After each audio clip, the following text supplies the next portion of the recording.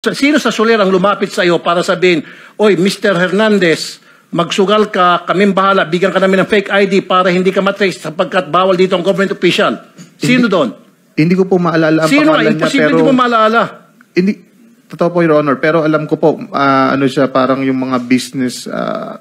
Kasi kung talaga nagsabing na totoo, patatawag namin yung Soler na nag-iimbita ng mga government official magsugal na bawal naman alam nila at bibigyan pa ng fake ID. Bakit may pangalan? Hindi ko po alam yung pangalan niya, pero pagka nakita ko po siya, maalala ko po siya, Your Honor. Yung Mike Archibald, does it ring a bell? Yan po. Apo. Alam mo tunay niyang pangalan? Hindi po, Your Honor. Yun ang nag-asikaso ng lahat ng ID niyo, di ba? O, parang nga po, kaya po nung sabi si ko po. Archibald Torregosa, di ba?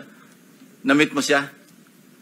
Matatandaan ko po siya pag nakita ko po. To rapid that answers your Opo. question. May nag-asikaso ng kanilang... Opo, yan po, Your Honor.